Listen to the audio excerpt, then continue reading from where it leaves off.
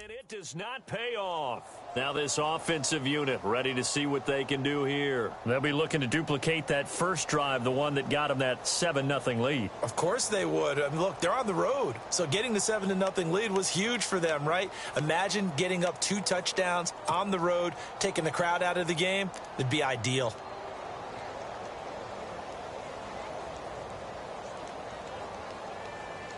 Really nice starting field position here for the offensive unit.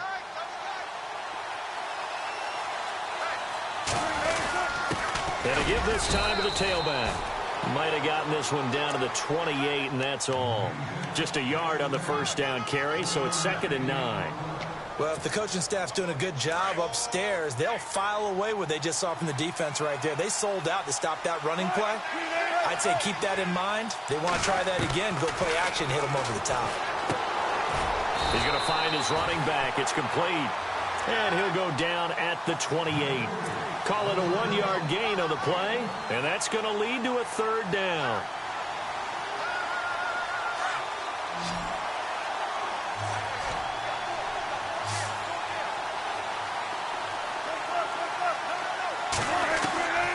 Out of the gun, here's Wilson. And it's caught. Touchdown. And when a Hail Mary is completed for a touchdown pass like that, I think any defensive coordinator just puts their face right into their hands. I don't think there's any doubt about it, and I don't have stats in front of me. I don't have the empirical numbers that say that in recent years the Hail Mary pass has been completed more than it has been, but it feels that way, doesn't it? And I know the defenses are spending more time on it. I think the biggest mistake they make is that they play everything from behind the receiver. I think they've got to start getting people in front as well to try and knock the ball away. Returning it, John Ross. And he'll get it up to about the 26-yard line. Heading back out there.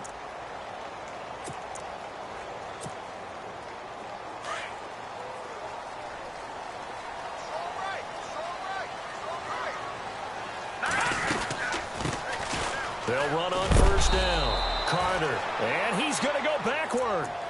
They get him behind the line.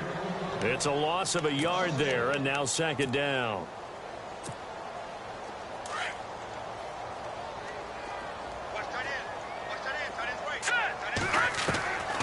Now they'll throw here out of the gun. And he's got his man on the crossing route. That's Landry. And down he goes, but he takes it up to the 40. The 15 yards there on the catch and run. And there they went crossing route against the zone defense. What do you think of that? Takes real coordination between the passer and the receiver because you've got to read those zones and where the open spots are and be on the same page with the guy throwing the football. Because sometimes you're throwing it in front of the zone. Sometimes you're throwing it between the zones. Sometimes the receiver's going to just kind of find a spot and what we call sit down and present himself to the quarterback and throw it there. It's a tough read, but when they're in sync, it's really effective. Now he'll look to throw here on 2nd and 10. That's Samuel, caught left side. And he'll go out of bounds. It appears right at the 45. That catch good for 5. It's 3rd down.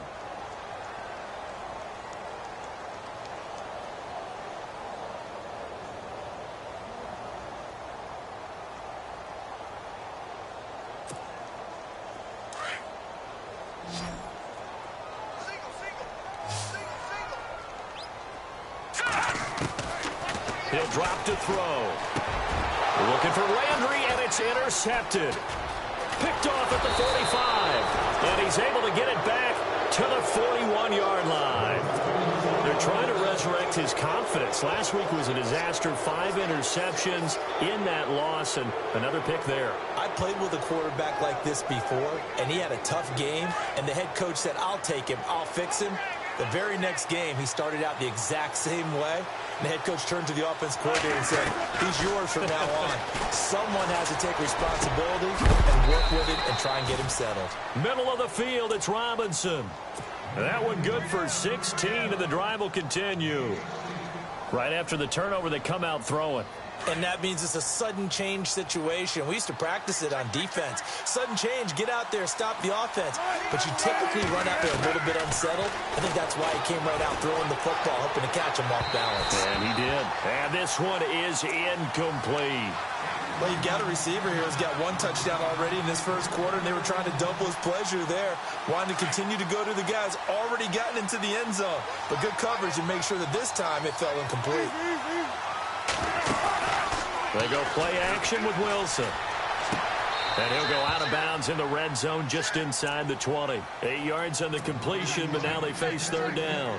That's a matchup maybe they go back to their outer third of the field as this game continues. Yeah, I think back to my high school coach, John Ford. He used to say when we got big plays early in a game or good plays, he'd always say, foul it away, lad, foul it away, because he'd want to come back to it later in a key situation.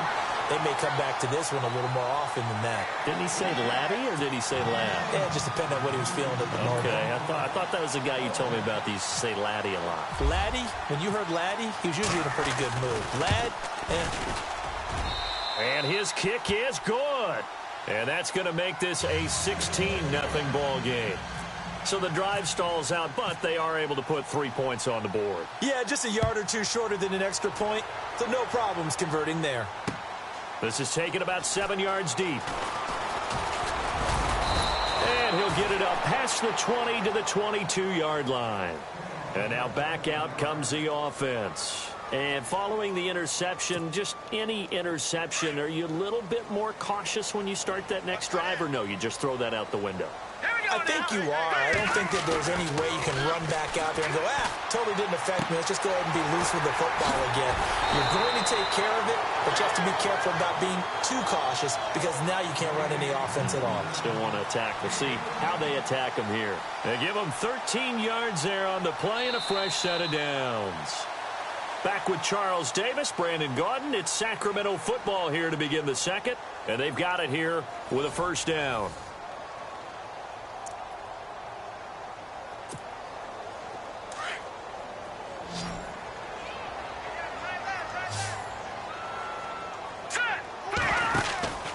He'll look to throw.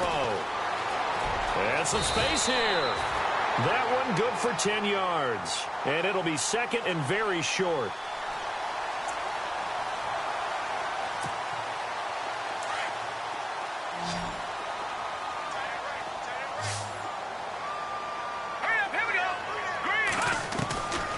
From the shotgun, he'll look to throw.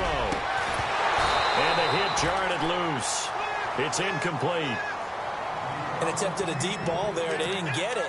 But, boy, they're going to need a few of those to actually hit in order to get back into this game. Good thing they do have a little bit of time here still left in the contest. Decent-sized deficit, but not one that they can't manage. They'll set up to throw. Got a man. It's Ross. Complete. At 21 yards there as they convert on third. He's such a good route runner. Shows it there on third down. Very proficient and a good pass. And you know what I've observed over the years in the NFL? The better a route runner you are, the more confidence your guy's going to have in you to go to you in important times because he can trust you being in the right spot. And this is caught. Now, that's one they hate. The ball's got to come all the way back. So that's an explosive play, a really explosive play that gets wiped out, and they have to start over after the penalty.